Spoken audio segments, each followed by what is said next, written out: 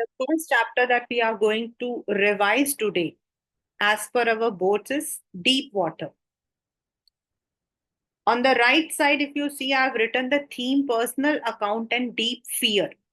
तो जब हम थीम बोलते हैं, जब भी हम थीम बोलते हैं, that means that's a question. That's a question. कि ये जितना भी मैंने बना रखा है, these are the questions that you will be getting in your exam. Means from this portion you will be getting the questions. So I've put it in the different way for your easy learning.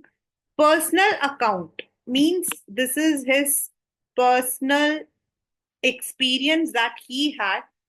And this personal account is also a message to each one of us.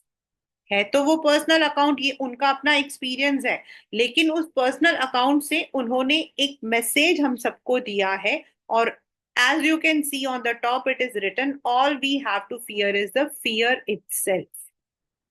तो वो जो डर है जो हमारे अंदर बैठ जाता है, the phobia, that has to be removed. Secondly, the second theme is deep fear.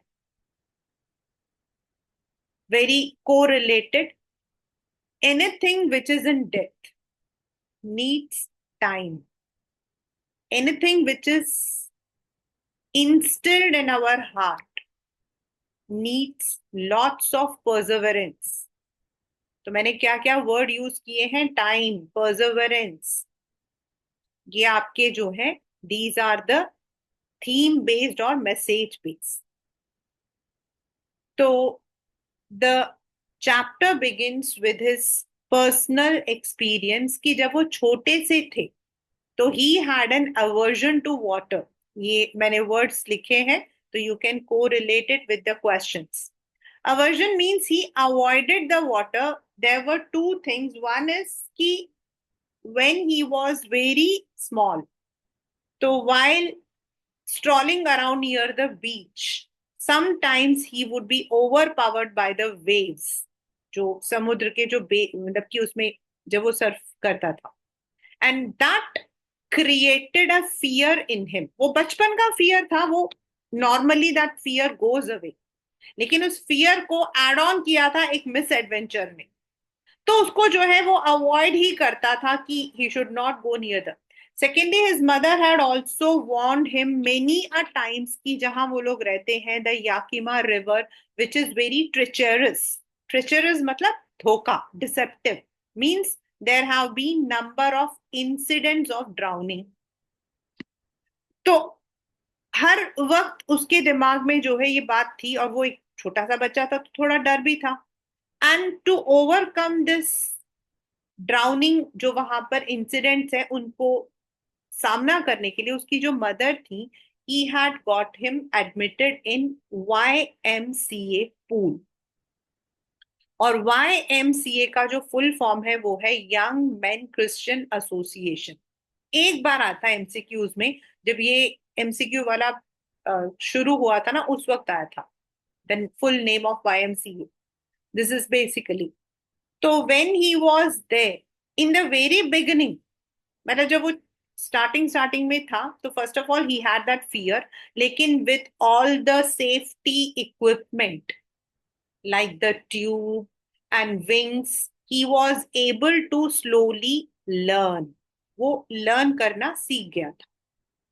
And अपने साथ में अपने जैसे और बच्चों को देखता, तो he was bit confident.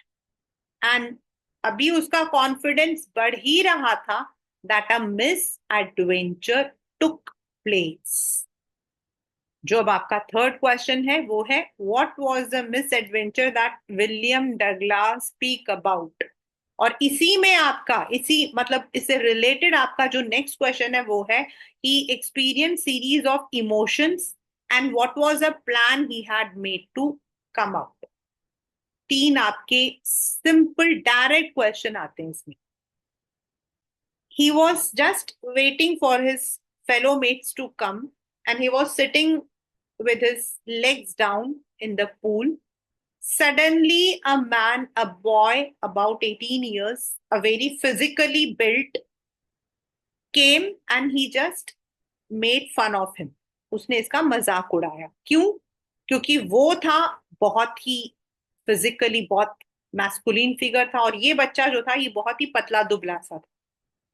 So he just made fun of him that if I duck you into the water, duck you मतलब मैं अगर तुम्हें पानी के अंदर पुश कर दूं तो क्या होगा. और ऐसे कहते हैं, उसने मजाक में उसको पानी में धक्का दे दिया. दिस इमीडिएटली जैसे ही वो पानी में अंदर गया, तो उसने देखा, मतलब उसको तो उस वक्त तो उसको समझ नहीं आया, लेकिन the moment he went, for 1 second he was gripped with fear, for 1 second. And the next moment he made it कि when his feet would touch the surface, he would come out. And then he would swim towards the edge और ऊपर चला जाएगा. मतलब उतना confidence उसके अंदर था.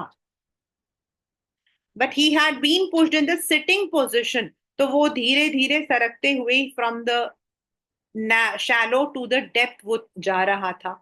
And this created a series of emotions. Series of emotions मतलब उसको डर लग रहा था, उसके दिमाग में अलग अलग ख्याल आ रहे थे. At one moment he felt he might drown, the other moment he thought he would make a jump like a cork ball, he would come out.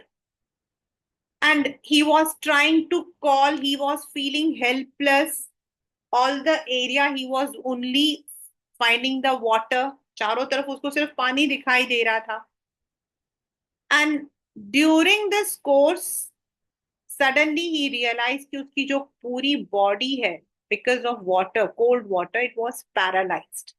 He was having a throbbing headache, जो उसको लग रहा था कि हाँ वो जिंदा है. पानी से वो एकदम पैरालाइज हो गया था, एकदम ठंडक पड़ गई थी. Anyway he reached, he even tried that strategy. एक दो बार उसका मुंह बाहर भी आया, but not completely. And then there was a curtain, एक पेपर में आपके आया था कि the curtain of life fell down. मतलब उसको ऐसा लगा that he is going into oblivion.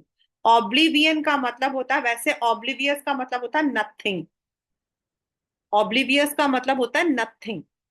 तो यहां पर that means he felt he was fainting, और may be that's the last breath of him.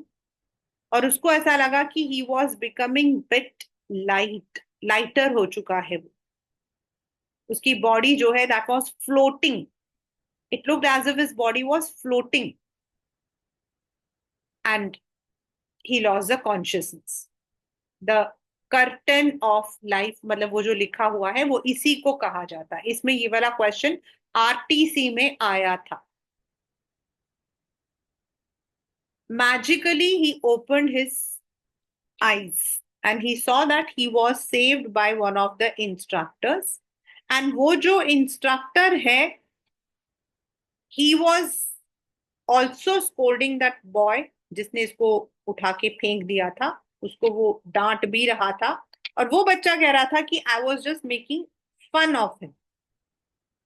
But that fun यहां पर आपके पेपर में आता, कभी कभी हम जो मजाक करते हैं ना, that may become some severe serious issue for others. हर एक इंसान मजाक को मजाक में नहीं ले पाता है. This is a question class 12. This is a question means unintentionally sometimes we hurt others.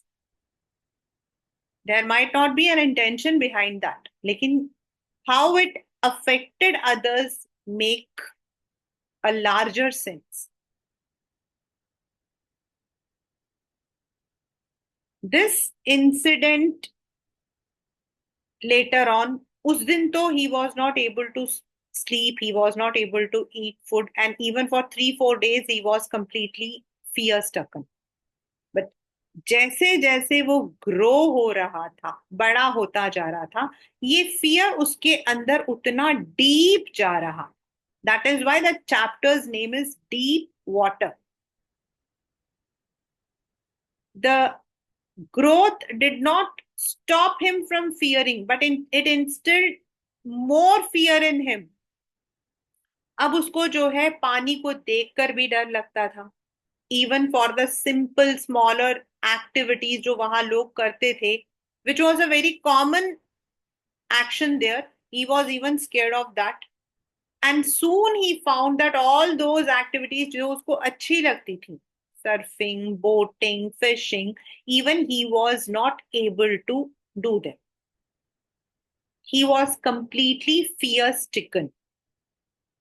The fear had instilled in him in deep heart, deep water. Right? अब हमारा आता नेक्स्ट. मतलब ये आपका क्वेश्चन है कि what was the effect of the misadventure. अब हमारा नेक्स्ट क्वेश्चन आता है कि how can we say that Douglas was a determined man, या फिर it was his great determination and perseverance that helped Douglas to overcome his fear. Justify. I'm just writing this question. Just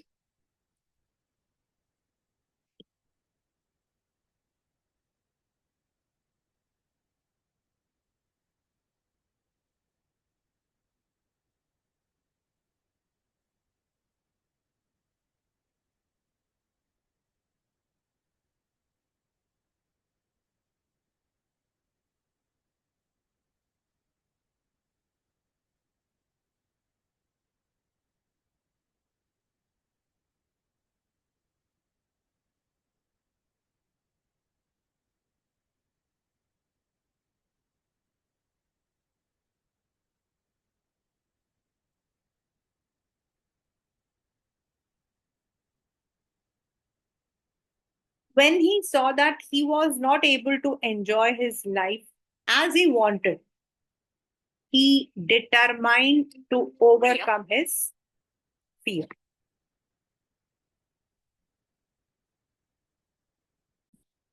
So, सबसे पहले what he did is he determined to overcome his fear. इसमें ना दो questions आते हैं, एक तो this one and the second question is why did he hire an instructor? Now, when he saw that he was not able to fulfill his daily routines, he thought, he determined that he would overcome his fear. So, first he hired an instructor, and that instructor trained him for about 6 months. And in 6 months, he learned the swimming from the scratch, step by step. आपके paper में दूसरा question इसी से related आता है. The instructor built a swimmer step by step, piece by piece. सबके answer same है. After 6 months the instructor was finished. ये एक बार पेपर में आया हुआ है. What does it mean? The instructor was not finished, मतलब the work of the instructor was finished. उसका काम था उसको जो है स्क्रैच से स्विमिंग सिखाना, how to walk in the water. उसको जो है वो रोप टाई कर देता था, then how to walk in the water, how to swim, then how to dive, all kinds of swimming techniques, वो सारा उसने सिखा दिया था. अब he wanted that he should remove his residual fear. अगर दोबारा ऐसा कोई हादसा होता है तो देन व्हाट टू डू. और इसीलिए ही टुक अनदर स्टेप, और वो स्टेप था ही swam in the different water bodies alone. उसने अपने उस रेसिडुअल फियर को हटाने के लिए जो वाटर बॉडीज है उनमें अलग अलग तरीके से अकेले जो है उसने स्विम किया. First it was the YMCA pool itself, उसके बाद it was Lake Wentworth in Hampshire, then Warm Lake, and ultimately in the Conrad Meadows. ये मैंने सब कुछ लिख दिया है इस नोट्स के अंदर. और when he had experience in all, at times he felt that he was getting that fear, but he was able to overcome. एक आध बार उसको लगा कि वो फियर वापस आ रहा है, लेकिन अब वो जो है he was more courageous, he was now confident, and ultimately he overcame his fear. And he ends this chapter with this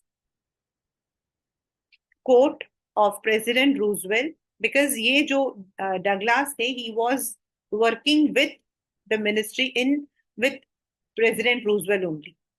तो उसने जो है उन्हीं के इस कोट से इस चैप्टर को खत्म किया है, that all we have to fear is fear itself. और ये वाला जो कोट है, इससे आपके पेपर में क्वेश्चन आ सकता है, मतलब इसको एक्सप्लेन करने के लिए। और उसमें दो तरीके के क्वेश्चन हो सकते हैं। One, any incident that happened with you or anyone you know related to this, or second, it may be related to the chapter itself. So that is the chapter Deep Water by William Douglas, right?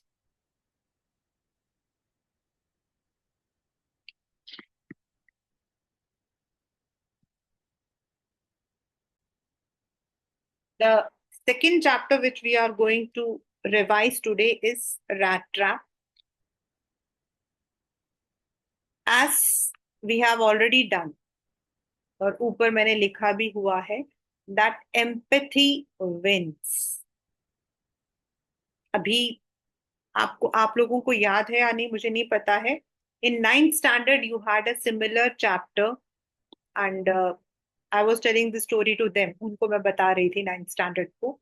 You have a similar chapter, if you remember. It is named as The Beggar, where the man dupes everyone every day, calling himself as a teacher or a student. और वो जो advocate होता है, वो जो उसको पकड़ लेता है, he ask him to work under him, and later he comes to know कि उसकी जो कुक थी, she was the one who had refined this man into a good human with her empathetic behavior. तो rat trap जो है, it is also basically the theme यही है। और आपके पेपर में इस चैप्टर से डेफिनेटली छोटे क्वेश्चंस भी आते हैं एंड बड़े भी आते हैं। मतलब अगर मैं बोर्ड के अकॉर्डिंग देखूं तो definitely you have 2 marker and 5 marker, 6 marker, दोनों क्वेश्चंस आते हैं, आए हैं। मतलब कुछ चैप्टर्स होते हैं ना जिनमें से मैक्सिमम थीम बेस्ड क्वेश्चंस आते हैं। इस चैप्टर से थीम भी आया हुआ है और इंटरनली सारे क्वेश्चंस आए हुए हैं इन 2 marker. You can say that yes, this chapter has a good weightage. So the chapter is basically about a man, जिसको हम वेगाबॉन्ड बोल सकते हैं, पेडलर बोल सकते हैं हम इसमें। मतलब he has not been given any name, उसको हम नाम नहीं जानते हैं। हम सिर्फ इतना जानते हैं कि there was a man who used to sell rat traps। और रैट ट्रैप्स बेचने की उसकी जो वजह थी वो ये था कि he was a poor guy, he did not have any shelter, maybe he was, मतलब कि वो जो है he had been bothered due to the war. अगर आप स्टार्टिंग में पढ़ोगे तो इट इज रिटन वो इसीलिए क्योंकि उसको थोड़ा बहुत लिखना आता था। He did not have any shelter, he did not have any house, any family. वो इधर उधर घूमता था, जो उसको मिलता था, just like whatever he got he would survive. एक अच्छी बात थी कि he did not resort to begging, खाना मांग के नहीं खाता था, लेकिन सामान मांगता था। Like he would ask for the people to donate the wires, और उसको रखकर he would be selling the rat traps. Sometimes he would even resort to small thievery, छोटी छोटी चोरियां भी करता था। इस तरीके से he was living his life all alone. There was no one who could sympathy him. There was no one who could spare some moment for him. और इस वजह से क्या था कि एक loneliness had circumvented him. ये आपका जो मैंने वर्ड बोला है ना, लोनलीनेस, ये इस चैप्टर का एक इंपॉर्टेंट एलिमेंट है। Means you can get a question on this word, and that is why an amusing metaphor used to come into his mind. उसके दिमाग में एक अजीब सा एक मेटाफॉर आता था। Metaphor means a comparison. तो बेटा अगर आपके एग्जाम में metaphorical language, the writer Selma has used a metaphorical language आ जाता है, अगर ये आ जाता है, तो metaphorical here means the metaphor of rat trap, यानी कि रैट ट्रैप एंड वर्ल्ड को कंपेयर किया। और उसको लगता है जिस तरीके से एक रैट ट्रैप के अंदर रैट्स जो है वो फंस जाते हैं because they need food, they want the चीज, उसी तरीके से शायद हम लोग इस दुनिया में आते हैं तो खाने के लिए, पीने के लिए, रहने के लिए हम लोग यहाँ फंस जाते हैं। And this kind of amusing metaphor would often knock him, since he had not been given any respect, any sympathy by anyone, तो उसको लगता था कि पूरी दुनिया ही ऐसी है। जिसके भी वो घर में दरवाजा खटखटाता था रात को कि मैं आपके घर के बाहर सो जाऊं, every one would welcome him with a very disgusting face. और यही वजह थी कि ये आपके क्वेश्चन है कि when you treat someone with love, you receive it back. When you treat someone with kindness, you receive it back. इसको हेटरेड मिला था। So he did not have trust on anyone. One day he knocked the door of a crofter, एक crofter के घर गया जो अब बूढ़ा हो चुका था। The person was an old man and earlier he used to work in an iron mill. अब वो जो क्रॉफ्टर था, he was also a very lonely man. Reason, he did not have any family. वो जो है अब दूध निकालता था एंड स्मॉल फार्म्स में, क्रॉफ्टर होता है जो छोटे छोटे फार्म्स में काम करते हैं, छोटे मतलब अपना दूध दूध रखना या फिर अपनी छोटी मोटी खेती बाड़ी करना। He was very friendly with him, उसने जो है इसके साथ खाना शेयर किया, अपना सिगार रोल शेयर किया इसके साथ, मतलब कि वो जो है थोड़ी देर के लिए उसने जो है खेला इसके साथ में, कार्ड्स खेले। And this man was surprised, लेकिन इसने खुद को, he consoled himself that the crofter was a lonely man and that is why he has been behaving in this way. उसको यही लगा, वो जो क्रॉफ्टर था वो इतना सीधा साधा था that he even showed his 30 क्रॉनर्स जो उसने last year, last month save किए थे, वो भी उसको दिखाया। उसने ये भी बताया कि he had hung it on a nail, उसने जो है एक पाउच में डालकर ऊपर टांगा हुआ था। The next day when they both departed, दोनों अपना पार्ट हो गए, वो अपने रास्ते, ही अपने रास्ते, that grid came in this man, उसके अंदर वो ग्रीड वापस आ गया। And he came back and stole that 30 kroners by smashing the window pane. वो पाउच वहीं छोड़ा और 30 kroners देकर वो चला गया। अब because he had committed a crime, तो ही वॉज स्केयर्ड, और उसने जो है अपने इस डर में he took a shortcut through the forest. उसको लगा कि अगर वो मेन रोड से जाएगा तो he might be caught, and while he was in the forest he was lost। उसको ऐसा लग रहा था कि all the time he is roaming around the same area and he is not able to find where he has to go। और ultimately एक ऐसा time आया when he realize that he may even die, वो मर जाएगा शायद, ऐसा उसको लगा।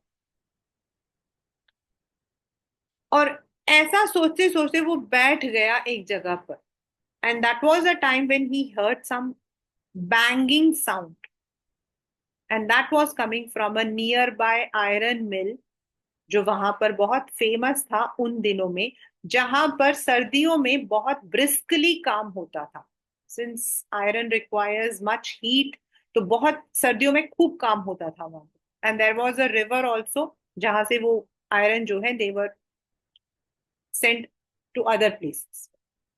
अब वो वहां, उसको लगा कि if he takes shelter over there for night he would get some heat, he would get some safety, and in the morning he would go. और इसीलिए वो वहां पर पहुंच गया। अब यहाँ जो पेपर में आपकी क्वेश्चन आता है कि why did he go and how he was received by the black.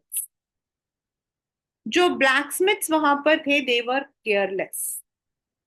The reason, during the winter season there were many travellers who harboured over there, जो वहां शेल्टर लेते थे। एंड उसको देखकर उनको लगा वो भी एक ट्रैवलर है and he wants to take shelter, तो उन्होंने कुछ बोला नहीं। They were quiet. Now he took shelter there and he was about to sleep. And at that time the owner of that iron mill, that is the iron master, came over, और उसने जो है इसको अपना दोस्त समझ लिया due to the poor lighting. And without even asking about him, उसने जो है खुद ही अपने आप ही अपने बारे में बात करना शुरू कर दिया। He told that he was now all alone, he was living with his elder daughter Edla, and he invited him to come to his home. Now यहाँ आपका जो है एक बड़ा ही रिपीटेड क्वेश्चन रहा है कि why did the peddler decline the invitation of the iron master. वो इसीलिए क्योंकि आयरन मास्टर जो है उसको अपना एक फ्रेंड समझ रहा था, और उसको लग रहा था कि he had lost his job in the army and he was now living a ragged life. उसको ऐसा लगा, और इसीलिए उसने उसको जो है अपने घर बुलाया था। ही वॉज नॉट अवेयर कि this man is a thief, he was a peddler, उसे नहीं था ना। उसने पूछा, peddler was in the danger of being caught, उसको पता था कि घर जाएगा तो पकड़ा जाएगा, so that is why he decline the invitation. Now जो आयरन मास्टर था ही बिकेम वेरी सैड। उसने ब्लैकस्मिथ को कहा कि शायद इनको आपकी मेहमान नवाजी ज्यादा पसंद है। ये कहकर वो घर चले गए। And later he recited this story to his daughter Edla. अब वो जो एडला थी, उसको अपने फादर का ये जो पेन था वो अच्छा नहीं लगा। उसको लगा कि उसके फादर एक फ्रेंड को बुलाना चाहते हैं, तो शी हरसेल्फ केम। अपने साथ वो एक कोट लेकर आई, and the moment she saw the eyes of this man, ये आपका आरटीसी में आया था, this one, she immediately recognized कि he is not the man about whom his father is thinking, क्योंकि उसकी आंखों में डर था। और कोई भी आदमी, शर्मिंदगी और डर में बहुत फर्क होता है। He was scared, scared as if he has run away from the police or maybe he has committed a crime, और वो दोनों तो इसने किया था। लेकिन एडला जो है, शी डिड नॉट वांट कि वो अपने फादर को जाकर एक्सप्लेन करे और बाद में उसका फादर जो है उनको लगे कि नहीं, she did not want to call, तभी शायद वो ऐसा बोल रहे हैं। वो ऐसा नहीं चाहती। इसीलिए to keep that trust of her father, उसने जो है अपने मतलब कि उसको इनवाइट किया। उसकी जो इनविटेशन थी, the invitation which was given by एडला was very loving, kind, without any selfishness. उसने ये नहीं कहा कि आप मेरे पापा की दोस्तों घर आ जाओ। She invited him as a peddler, as a human, and that touched the heart of the peddler. यही पेपर में क्वेश्चन आया हुआ है कि why did peddler decline the invitation of the iron master but he accepted Edla's? तो वो यही reason था, because Edla invited him with very kind words. She told him that he can stay with them till he wants. She wanted that they should have a good Christmas evening. ये बात जो है peddler को बहुत अच्छा लगा, and even he was not able to control his emotion, और Edla के साथ चल पड़ा। बट इन द कैरेज उसको दोबारा लगा कि नाउ ही इज ट्रैप्ड, वो जो है ट्रैप हो चुका है, since he may be caught. और उसको जो है अपने ऊपर गुस्सा आ रहा था कि why he had accepted that, पर अब उसके पास कोई चारा नहीं था। He reached Edla's house. वहां पर एडला ने अपने फादर को जो है समझाने की कोशिश की that this man is not the same about whom he was thinking. लेकिन द मैन यानी कि एडला's फादर जो है ही जस्ट इग्नोर्ड हर वार्निंग, और उन्होंने कहा that tomorrow when he is getting groomed she will understand. अभी शायद वो एम्बैरेस्ड है, उसके कपड़े फटे हुए हैं, so you are not able to recognize. In the morning, यहाँ जो नेक्स्ट क्वेश्चन आया था, when did the iron master realize his mistake. तो यहां पर इस इवेंट पर उसको जो है अपने मिस्टेक का रियलाइजेशन हुआ that it was not the man whom he was suppose to invite. जब वो तैयार होकर आया, उसने कपड़े तो आयरन मास्टर के ही पहने थे, तो उसने देखा कि he was not that man about whom he was thinking. और ये बात सोचकर आयरन मास्टर को गुस्सा आ गया, उसको लगा कि he has breach the trust, he should have told the truth. और उसने यही बात जो है उसके सामने करी। उसने कहा कि why did not you tell the truth. तो जो पेडलर था उसने कहा कि आई रिफ्यूज्ड, बट तुम बार बार मुझे कह रहे थे, और अभी भी कुछ ज्यादा देर नहीं हुआ है, मैंने तुम्हारा कुछ नहीं लिया है, आई कैन गो बैक। और पहले तो आयरन मास्टर को गुस्सा आया, he said he would be calling the police, but this peddler made a very musing announcement. उसने जो है जोर जोर से जो है वही उसका जो मेटाफॉर है, the whole world is a rat trap and that we all are trapped in, उसने उस चीज को बोला और उसने कहा एक दिन तुम भी इसमें फंस जाओगे। The way he spoke all these was very amusing. और आयरन मास्टर को लगा कि हुआ तो कुछ नहीं है, इसको छोड़ देते हैं, why to call the police on Christmas day. ये सोचकर उसने कहा तुम जाओ। He was supposed to go when Edla stopped him. और यहाँ आपके पेपर में क्वेश्चन आता है कि why did Edla stop? अब एडला जो है उसने एडवोकेट किया फॉर दिस मैन। उसने कहा कि this man for 365 days he is out, no one loves him, no one welcomes him। तो अगर हम इसको जो है एक दिन, not only this day, every year when he wants, अगर एक दिन ये बिना डरे रहे तो क्या होगा। The Iron Master was surprised. He said that she is preaching like a parson, and the man, the peddler, was more surprised. उसको समझ नहीं आया कि उसके लिए किसी ने एडवोकेट किया। आयरन मास्टर मान गए। She gave the food. She treated him just like the man जिसको उन्होंने बुलाने की सोचा था, Captain von Stahle. And that was where this man had a change. उसको पेडलर बन के नहीं उसको ट्रीट किया था, उसको बिल्कुल एक मेहमान की तरह ट्रीट किया। For the entire day he was sleeping, and at night, at in the evening, जब क्रिसमस ट्री हुआ तो वो जो उसने कपड़े पहने थे, उन्होंने कहा फादर जो है उसे चाहते हैं एज अ क्रिसमस गिफ्ट, तुम रखो। This way, the treatment which was given by Edla had completely changed this man from inside. Anyway, he was just sleeping because he was too safe in that place.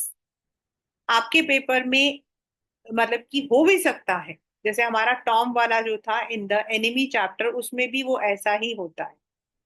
तो he feels very safe. Now the next day, that is the Christmas day, Edla and his her father come to know about the man, और उनको समझ आ जाता कि ये वही peddler है जो उनके घर में भी रुका हुआ है। Iron master is dead sure that this man might have stolen everything, और एडला जो है she was hanging her head in shame. Board में ये क्वेश्चन 2 मार्कर में आया हुआ है कि why was she hanging her head in Shem, because she was embarrassed, she was scared that the trust she had reposed on that man will he break। उसने जो trust दिखाया था कहीं वो उसको तोड़ ना दे, उसको डर लग रहा था। When they reached the home, it was Edla's trust which won.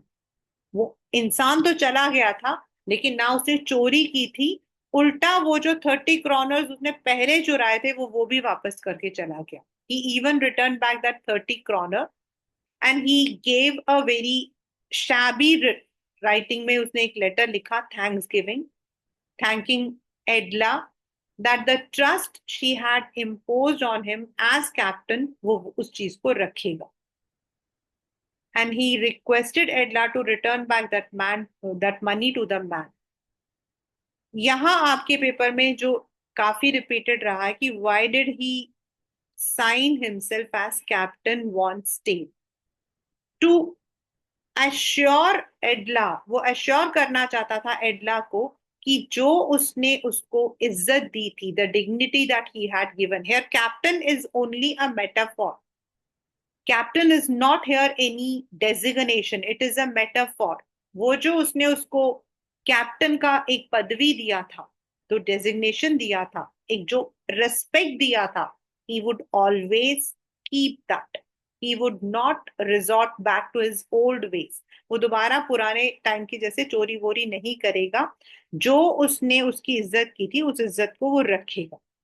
That is why he signed himself as the captain. So ultimately, the chapter ends with this, giving us a message that sometimes it may not be the punishment. Punishment is definitely better when you are committing a deadly crime, a heinous crime. तो punishment बहुत जरूरी होता है. ऐसा नहीं है कि punishment नहीं होता. कोई किसी का खून कर देता तो वहां पर अगर आप कहो कि उसको प्यार से सुधारो, वो नहीं होता. But when unintentionally, due to circumstances, if a person commits a mistake, तो he must be given that time to reform himself. अगर हम हर छोटी गलती के लिए, there should be a difference between a heinous crime and a crime which has been committed out of certain circumstances. यहाँ पर जो ये इंसान था, रैट ट्रैप में जो लड़का था, he was bound by his circumstances. पहला, उसकी कोई फैमिली नहीं थी. दूसरा, he did not have any income. तीसरा, he was always unwelcome by people. लोग उसको देखकर उसको डांट लगाते थे, गुस्सा करते थे. तो इन सब चीजों ने उसके अंदर जो है एक अलग तरीके का हेट्रेड भर रखा था. उसने अच्छे लोग तो देखे ही नहीं थे. तो that is why he had that metaphor that everyone is like a rat trap, जो सिर्फ आपसे आपको जो है फंसाना चाहता है. तो it is sometimes empathy, kindness, compassion, ये वर्ड्स याद रखना, पेपर में भी आए हुए, which actually helps us to come out of our free thoughts. So that's the chapter, The Rat Trap by Selma Lagerlof. Right? With this, we have revised 2 chapters. One is Deep Water and Rat Trap, and 2 chapters already we have done.